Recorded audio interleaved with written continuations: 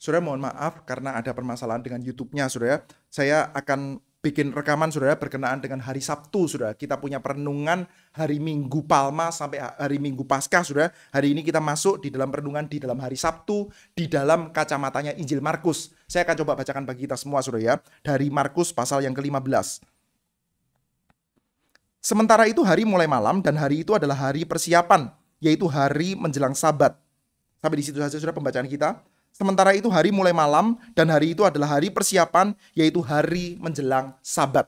Saudara sekalian, kalau kita perhatikan di dalam Injil Markus kita, saudara, kita melihat bahwa Markus itu tidak memberikan catatan khusus tentang apa yang terjadi di hari Sabtu. Ya, Markus itu cukup clear ya dengan pergantian hari, satu hari demi satu hari, saudara.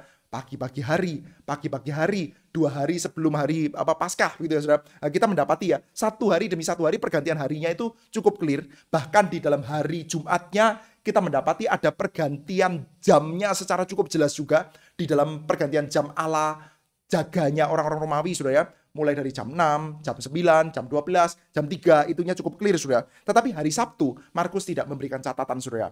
Nah, saudara, hari Sabtu adalah hari Sabat, saudara.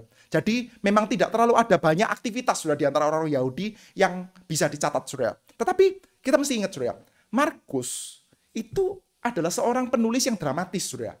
Markus ini bukan sekedar reporter. Dia adalah ibaratnya seorang pelukis, saudara. Dia itu menuliskan dengan cara yang dramatis. Saudara, kalau cari ya dari keempat Injil, Injil yang paling dramatis ya Markus, saudara.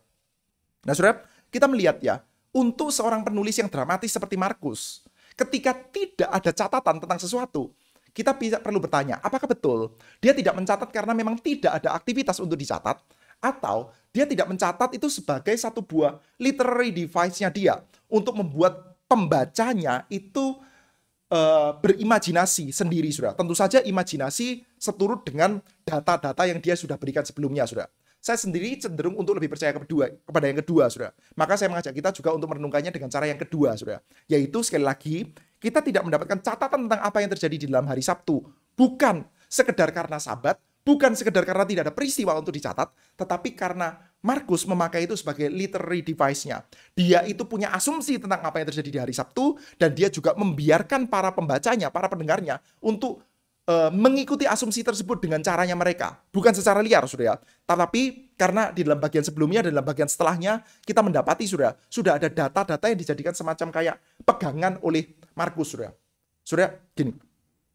Saya nggak tahu, saudara tahu nggak? Kalau di dalam film ya, di dalam film itu kadang-kadang ada versi yang berbeda. Sudah bisa lihat ya, kadang-kadang ada satu film A, setelah itu ada film keluar lagi versi yang lebih panjang, versi director's cut gitu ya. Jadi versi yang dikeluarkan ke publik, versi yang dikeluarkan ke bioskop ya, yang dijual secara komersial, itu satu versi, lalu versinya direkturnya sendiri itu ada versi yang lain, saudara. Jadi kadang-kadang seperti itu, saudara.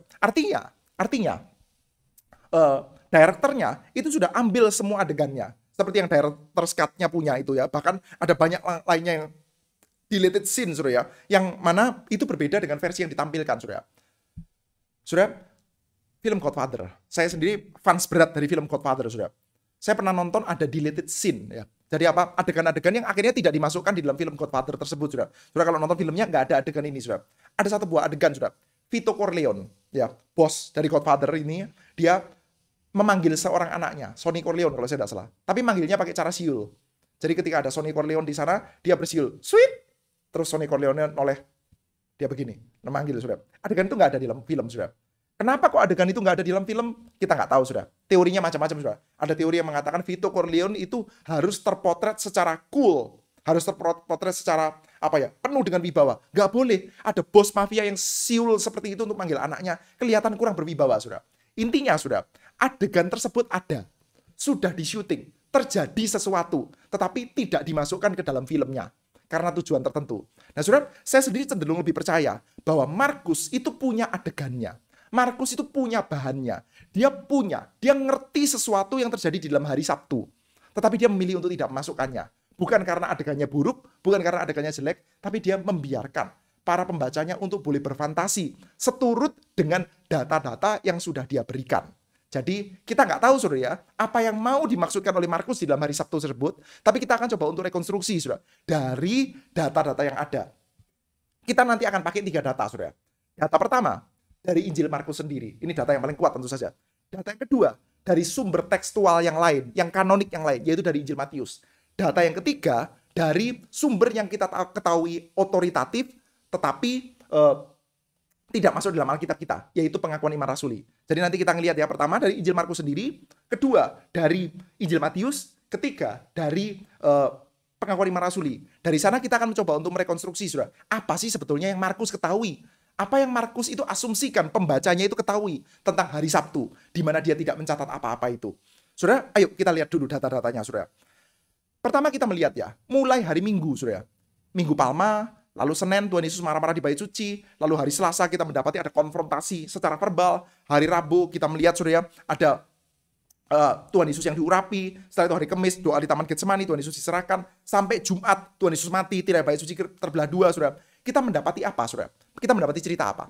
Kita mendapati cerita ini, yaitu double claim legal, double legal claim.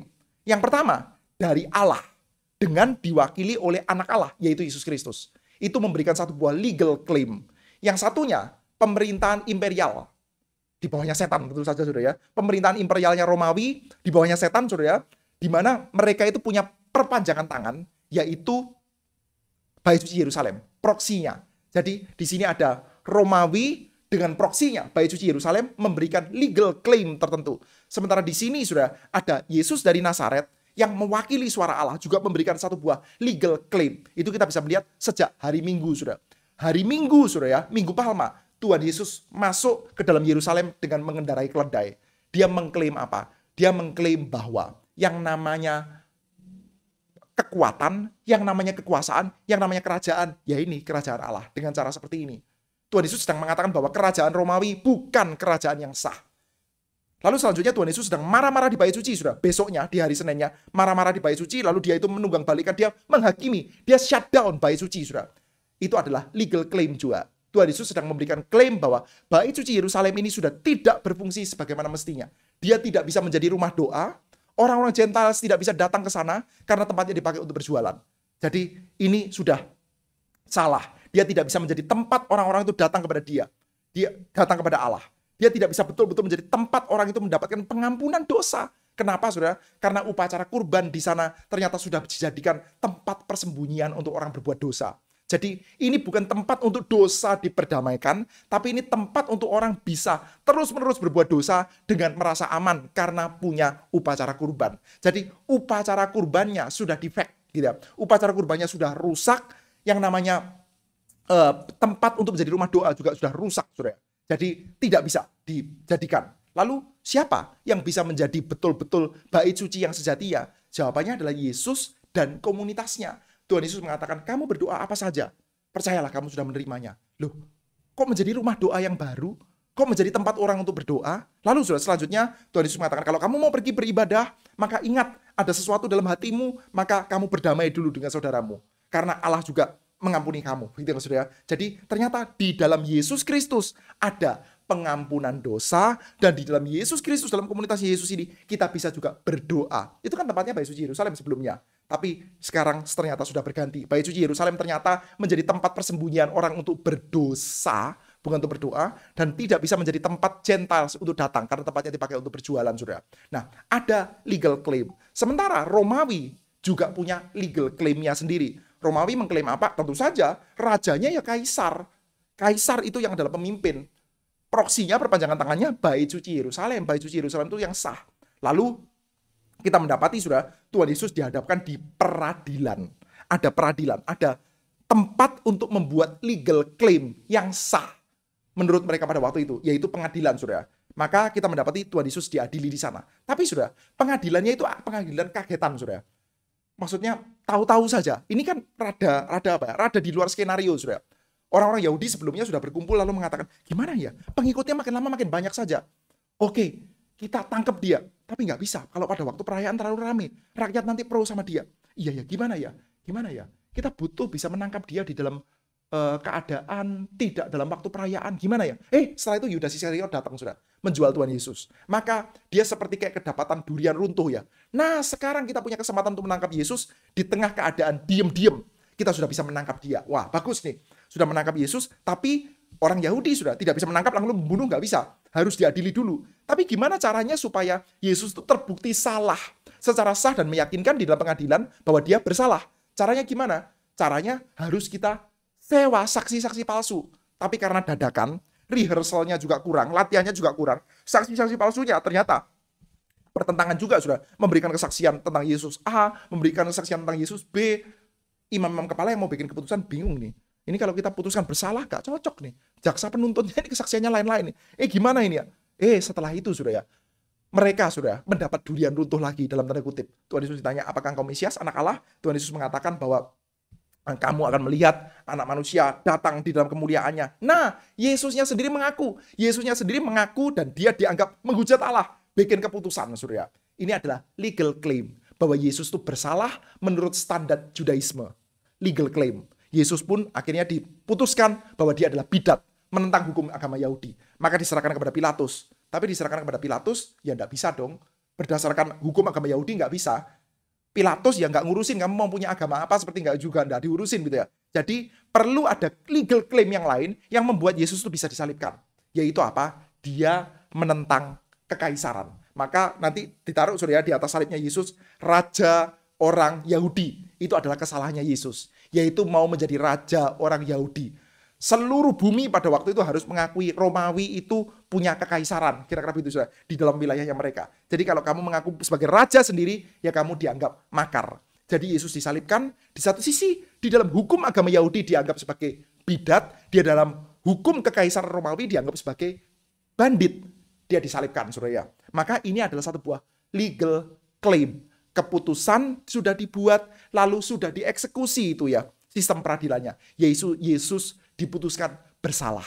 Namun sudah kita juga melihat ya, di dalam prosesi penyaliban Yesus, kita melihat bahwa Tuhan Allah juga menjatuhkan eksekusi, juga menjatuhkan keputusan. Apa itu? Dari mana kita melihatnya? Pertama, dari kegelapan.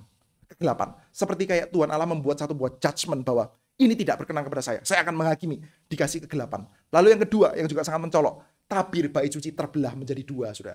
Dan kita kemarin sudah melihat sudah ya di dalam ibadah Jumat Agung, apa itu artinya tabir bait suci terbelah dua? Artinya cukup sederhana, sudah, yaitu sekarang sudah kita bisa mendapatkan akses datang kepada Tuhan.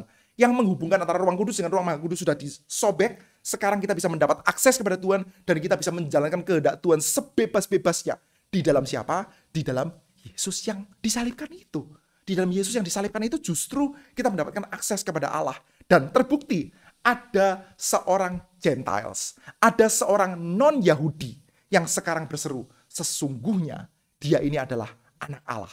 Loh, kan cocok toh? Ada orang non-Yahudi yang berseru, sesungguhnya dia ini adalah anak Allah. Ada non-Yahudi, ada Gentiles, ada segala bangsa yang bisa berdoa, bisa datang kepada Allah di dalam Yesus yang mati ini. Tapi pertanyaan lebih lanjut sudah, bagaimana ya? Bagaimana this dying Jesus bisa menyatakan kemenangan? Saudara, saya pikir ya, saudara dan saya sebagai orang Kristen akan cenderung menjawab seperti ini. Loh tentu saja, karena dengan kematiannya Yesus, dosa kita dihapuskan, maka kita diselamatkan. Saudara, itu betul. Itu adalah kalimat yang betul. Cuman, itu bukan kalimatnya Markus. Dan kita sedang saat teduh dari Markus. Jadi sekali lagi ya, kalau saudara tanya sama saya, tentu saja saya percaya, Yesus yang mati tersebut menghapuskan dosa kita. Ada pelanggaran-pelanggaran kita yang ditanggung oleh dia. Diambil dari kitab Yesaya. Tapi bukan dari Injil Markus. Paulus ada mengatakan itu. Petrus ada mengatakan itu. Penulis Ibrani sama ada mengatakan itu, saudara. Namun bukan di dalam Injil Markus ini, saudara. Nah kalau kita bertanya, saudara, caranya Injil Markus mengajak kita untuk melihat kematian Yesus sebagai kemenangan itu bagaimana? Ternyata bukan di dalam sense bahwa dosa kita dihapuskan, maka kita akan hidup kekal. Sekali lagi, saudara ya, itu kalimat yang betul. Cuman itu adalah kalimat dari bagian Injil yang lain. Itu adalah kalimat yang diambil dari saripati teologianya Anselmus, dari saripati teologianya Martin Luther, tapi bukan dari Markus. Dan perenungan kita adalah dari Markus. Jadi kita stick dari Markus, saudara. Nah kalau dari Markus itu apa, saudara? Kita mendapatkan bagaimana kematian Yesus bisa menjadi satu buah legal claim. Sementara Markus itu diam untuk hari Sabtunya, saudara. Jadi bagaimana, saudara? Saudara, gini. Pada zamannya Tuhan Yesus, saudara.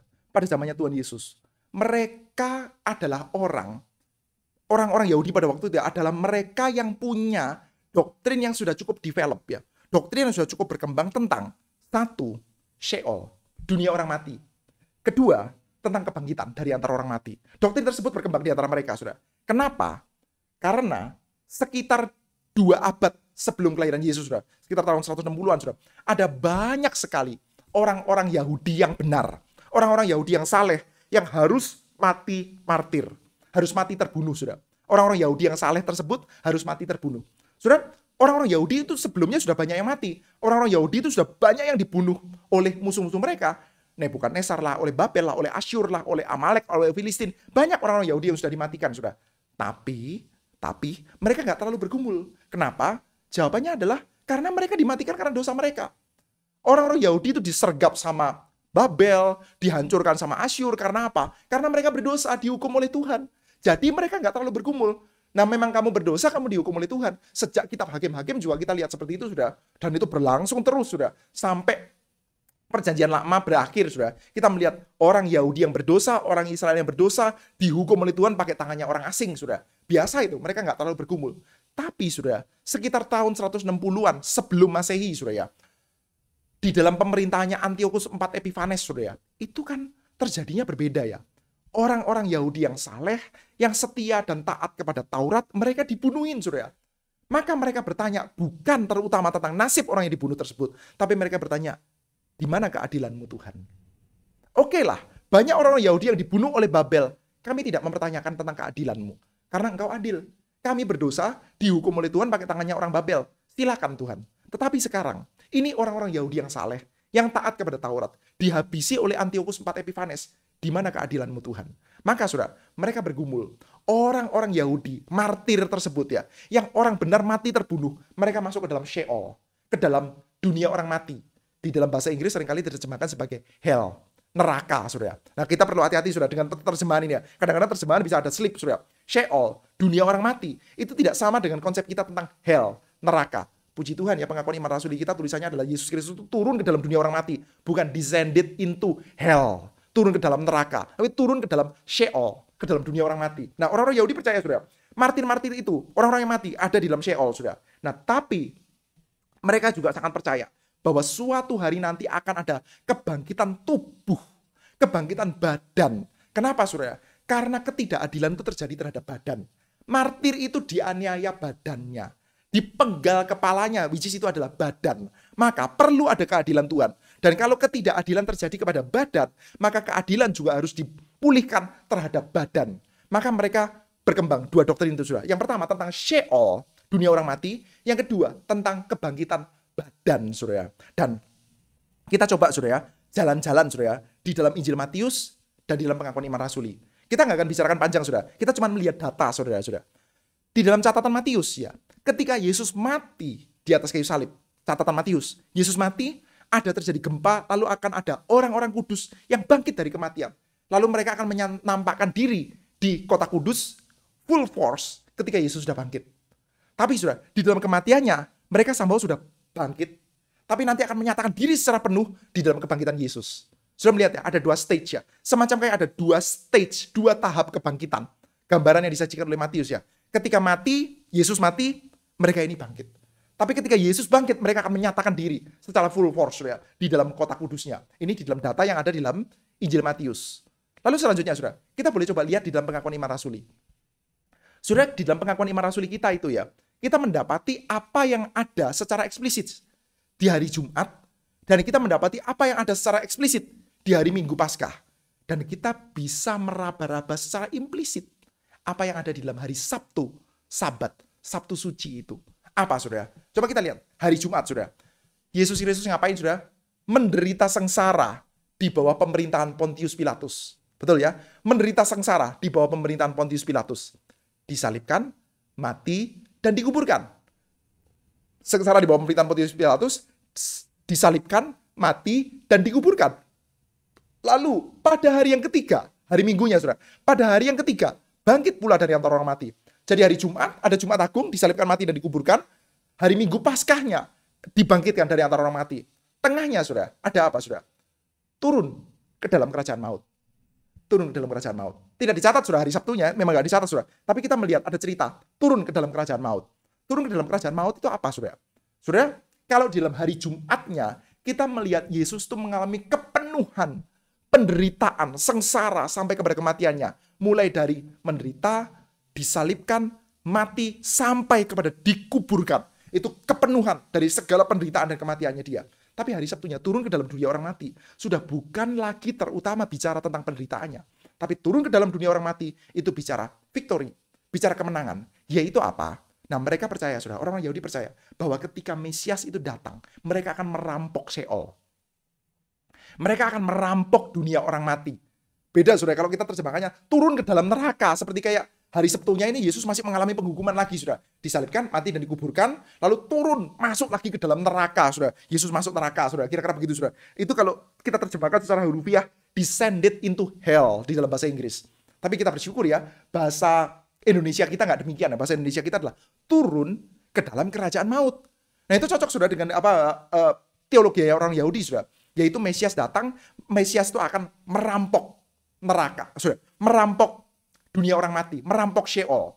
Dia akan mengambil orang-orang yang mengalami ketidakadilan tersebut, martir-martir dalam eranya Makabe, orang-orang benar yang dimatikan secara tidak adil akan dibawa oleh dia, dimenangkan oleh dia. Itu yang kita bisa melihatkan sedikit data dari Injil Matius, ketika Yesus mati, terjadi kemenangan. Gitu kan? Dan cocok sudah dengan ideologinya orang Yahudi. Markus tidak mencatat itu sudah. Kemungkinan besar, ya karena dia sudah mengasumsikan, dan para pembacanya dibiarkan untuk mengasumsikan hal itu juga, sudah. Mereka punya, sudah. Sementara Matius itu kan dicatatnya belakangan, sudah. Sudah, kalau kita bicara sinoptik problem bisa panjang sekali, sudah. Tapi Matius itu, saya percaya, dicatat paling belakangan, di antara sinoptik. Di antara sinoptik. Matius, Markus, Lukas. Matius yang umurnya paling belakangan. Paling muda. Yang paling tua Markus, yang paling duluan. Nah, itu ada banyak perdebatan, sudah. Matius dulu atau Lukas dulu. Ada yang mengatakan Lukas dulu. Ada yang mengatakan Matius dulu. Kenapa? Karena Lukas mengatakan, aku melihat dari berbagai macam sumber. Tapi itu kan nggak kuat ya. Aku melihat dari berbagai macam sumber, bisa jadi Matiusnya belum ditulis. Bisa jadi Lukasnya dulu, sudah. Dan kalau kita lihat ya, catatan, baik Lukas maupun Matius ya. Ketika Lukas dan Matius itu mencatat dua hal yang sama, sudah. Biasanya kita lebih kenal sama Matius. Kenapa? Karena ada teori yang mengatakan kemungkinan karena Matius sudah membaca Lukas lebih belakangan. Dia sudah membaca Lukas dan dia berusaha untuk menyusunnya secara lebih rapih. Doa Bapa kami ada di dalam Lukas, ada di dalam Matius. Saudara dan saya lebih apal yang mana? Matius. Kita lebih akrab dengan Matius. Khotbah di bukit ada di Matius, ada juga di dalam Lukas. Sabda bahagia itu. Saudara lebih apal versi Matius atau versi Lukas? Versi Matius. Karena kemungkinan Matius menulis lebih belakangan dan dia semacam kayak membuat tatanannya itu lebih indah, lebih mudah diingat, saudara. Maka saya percaya Matius itu paling belakangan di antara sinoptik. Jangan dibandingkan sama Yohanes ya, tapi di antara sinoptik, saudara. Nah, karena Matius itu belakangan, dia berusaha juga untuk menjelaskan apa yang dianggap oleh Markus sudah cukup jelas, yaitu di hari Sabtu itu. Matius tidak mencatat dalam hari Sabtunya, tapi saudara, ketika Yesus mati, Markus nggak mencatat, saudara. Tapi ketika Yesus mati, Matius mencatat ada orang-orang kudus yang bangkit. Semacam kayak the death of Christ itu memenangkan orang-orang yang mengalami ketidakadilan tersebut. Lalu ketika Yesus bangkit full force, saudara, keadilan Allah dinyatakan, saudara. Nah, kita melihat, saudara. Jadi apa yang terjadi dalam hari Sabtu? Sabtu itu kan Sabat ya. Tidak terjadi apa-apa dong. Oh no. Kalau kita ingat, saudara, Sabat itu bukan perintah untuk tidak melakukan apa-apa. Sabat itu adalah satu buah cerita perlawanan. Sabat itu adalah cerita pembebasan, cerita tentang keadilan. Saudara datang kepada orang-orang Israel yang diperbudak di Mesir, saudara. Bekerja seberat-beratnya sampai begitu ancur-ancuran, saudara. Bekerja berat di Mesir, saudara. Lalu kita melihat, saudara. Oke, ada keadilan buat kamu. Ada pelepasan buat kamu. Yaitu sekarang, kamu boleh bersabat. Kamu boleh tidak melakukan pekerjaan. Jangan bekerja apa-apa. Itu adalah, counter imperialismenya Mesir sebetulnya. Counter pemerintahan menjajahnya Mesir, saudara. Mereka mengatakan, kerja terus berat, mulai Senin sampai Senin. Lalu Musa disuruh oleh Tuhan Allah untuk mengatakan, enggak, satu hari kamu tidak boleh bekerja. Ini kan counter, saudara. Sabat itu adalah perjuangan keadilan. Sabat itu adalah perjuangan pembebasan, saudara. Dan di dalam Sabat ini, di dalam penghayatan kita tentang Sabtu Suci ini, saudara, ada Yesus yang turun ke dalam dunia orang mati, memberikan keadilan, meraih kembali orang-orang yang sudah mati secara tidak adil, saudara. Nah, intinya, saudara, apa yang sedang ingin dikatakan oleh Markus, saudara? Lagi-lagi, saudara, justice, keadilan. Keadilan Allah yang dinyatakan, saudara. Maka verdict dari Tuhan Allah, saudara. penghakiman dari Tuhan Allah. Sejak Yesus itu masuk ke Yerusalem di dalam Minggu Palma, sampai dia menghakimi bait suci Yerusalem yang tidak adil, merampok para janda, mengambil rumah orang-orang miskin, pakai alasan agama mereka, saudara, itu dihakimi satu demi satu, saudara. Dan yang sedang disajikan oleh Tuhan Yesus di dalam dirinya dia, di dalam kematiannya bahkan, saudara, adalah apa? Adalah keadilan. Maka saat ini, saudara, saya mengajak kita untuk bersama-sama renungkan, saudara. Saudara dan saya adalah orang-orang Kristen. Kita adalah orang-orang yang bersama-sama dan percaya kepada Yesus, saudara. Dan sebagai orang-orang yang percaya pada Yesus, kita diajak untuk menghayati kematian Tuhan Yesus di dalam versi Markus, saudara, dengan cara demikian. Bolehkah kita menghayati kematian Yesus dengan cara demikian? Yesus mati, menghapuskan dosa saya, sehingga saya memperoleh kedamaian, saya diselamatkan, bebas dari hukuman, lalu masuk surga sampai selama-lamanya. Boleh, boleh. Itu memang adalah penghayatan yang saya percaya tepat, saudara. Kita berhutang besar kepada Anselm yang merumuskan itu secara ketat, secara legal. Kita berhutang besar kepada Martin Luther yang berusaha untuk merumuskan bagaimana Allah yang penuh dengan kemurahan dinyatakan di dalam Yesus Kristus. Itu adalah di dalam Martin Luther, ini milestone penting, saudara. Anselmus, milestone juga penting sekali, saudara. Mereka ini merumuskan apa yang mereka baca di dalam surat Petrus, surat Paulus khususnya ya, melalui pembacaannya Agustinus dan lain sebagainya, saudara, khususnya surat-surat Paulus, saudara. Tetapi, saudara, meskipun penghayatan tersebut itu boleh dan sah dan harus kita miliki, tapi, saudara, ketika kita membaca Injil Markus, kita perlu punya penghayatan berbeda. Kita perlu punya penghayatan seperti ini, saudara. Yesus mati di dalam klaim kemenangan Allah untuk keadilan dan kebenaran. Maka ketika saudara dan saya percaya bahwa Yesus mati bagi saya, artinya saudara dan saya juga diajak untuk masuk di dalam agenda kemenangan, di dalam klaimnya Yesus Kristus. Hari ini, saudara, kita masuk di dalam Sabtu Suci. Sabtu Suci, Sabat. Di dalam Sabtu Suci, ngapain, saudara? Bukan tidak ngapa-ngapain, tapi kita boleh duduk dan berharap. Kita boleh duduk dan mendambakan. Duduk dan mengantisipasi.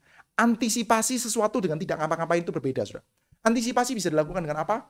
Dengan doa, dan membiarkan diri kita itu dibentuk untuk kita makin lama makin makin cocok, saudara, dengan agenda keadilannya Tuhan, saudara. Orang-orang Kristen tidak boleh duduk berdiam dan mengatakan, Yesus sudah mati, saya sudah diselamatkan, puji Tuhan. Stop sampai di sana. Orang-orang Kristen perlu menjadi orang-orang yang matanya melek dan peka terhadap injustice, terhadap ketidakadilan.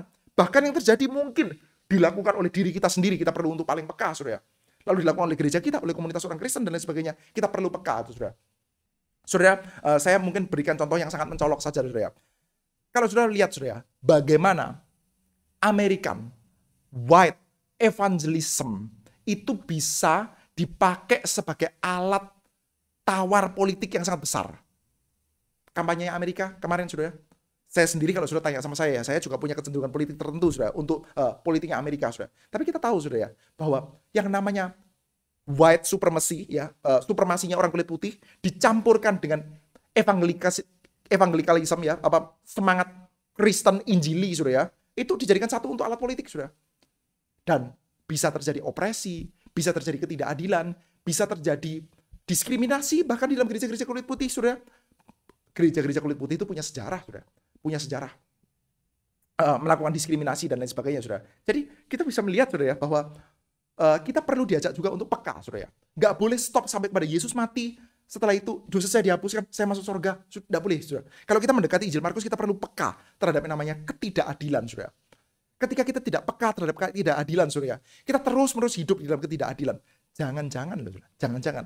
Ketika Yesus datang, ya, kita akan caught off guard seperti kayak Petrus, saudara.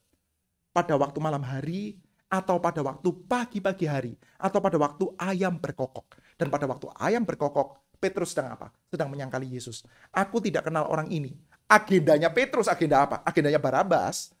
Agenda berani, angkat pedang, potong kupingnya Malkus. Itu agenda gagah. Agendanya Petrus. Agendanya Barabas yang melakukan pemberontakan sembali membunuh, saudara. Sementara Yesus punya agenda yang berbeda, saudara.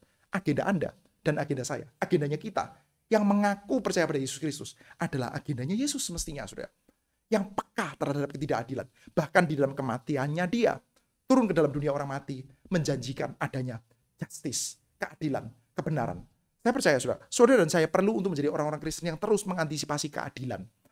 Di dalam negara kita saja, saudara, kita perlu menjadi orang-orang yang banyak berdoa, banyak mengantisipasi, memintakan Tuhan menumpas kejahatan, menghabisi ketidakadilan, menurunkan, menjatuhkan penghukuman yang keras untuk orang-orang yang korupsi, yang mengambil dana yang harusnya diberikan kepada orang miskin dan sebagainya. Lalu mereka pakai itu untuk menggembungkan diri mereka sendiri. Mari kita berdoa, saudara, supaya penghakiman Tuhan jatuh kepada orang-orang seperti itu, saudara. Justice, saudara. Ini bukan dendam, saudara. Justice. Keadilan Allah harus dinyatakan, saudara. Sehingga orang-orang yang harusnya menerima pertolongan belas kasihan Tuhan juga boleh menerima itu, saudara. Itu yang disebut sebagai shalom, saudara. Itu yang disebut sebagai keadilan. Yesus itu mati untuk itu, saudara. Di dalam pertentangan untuk itu, saudara. Dan di dalam kematiannya Yesus akan memberikan keadilan, saudara. Apakah saudara dan saya adalah orang-orang yang inline dengan gerakan ini, inline dengan agenda ini, atau kita sekedar adalah orang Kristen yang menjadikan kematian Kristus itu internal saja, di dalam hati saja. Yesus itu jadi raja di dalam hatiku saja. Tapi dalam kehidupan sehari-hari kita mengikuti dan berenang-renang dan mengambil keuntungan di dalam sistem penindasan. Saya harap, saudara, kita bukan menjadi orang-orang yang ada di dalam sistem penindasan tersebut. Sehingga ketika ayam berkokok, kita kedapatan, saudara, dilihat oleh Tuhan Yesus, kita ternyata adalah penyangkal-penyangkal Dia. Kiranya Tuhan boleh bersertakan setiap kita. Mari kita bersama berdoa di hadapan Tuhan.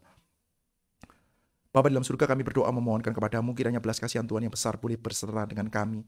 Pimpinlah kami, Tuhan, untuk kami boleh menjadi orang yang menghidupi keadilan Kristus. Kami ingin memiliki hidup seperti hidup Kristus dan memiliki kematian jenis seperti kematian Kristus. Kami mati dan hidup untuk cerita kebesaran, kebenaran, keadilan Tuhan. Engkau adalah Allah yang mencintai hukum. Engkau adalah Allah yang mencintai keadilan. Engkau adalah Allah yang juga mencintai kami, orang-orang lemah, bahkan orang-orang berdosa. Berikanlah kepada kami, Tuhan, pertolongan-Mu untuk kami boleh dipersatukan dengan Kristus. Kami bersyukur untuk pengampunan yang kami terima. Dan kami berdoa kiranya ada satu buah dunia baru yang digerakkan oleh pengampunan, oleh cinta kasih, oleh belas kasihan Tuhan. Terima kasih ya Bapa. Kiranya nama-Mu dipermuliakan. Dalam nama Tuhan kami Yesus Kristus kami bersyukur, kami berdoa. Amin. Baik Bapak Ibu Saudara sekalian, selamat mempersiapkan diri untuk mengikuti ibadah Paskah besok. Terpujilah Tuhan.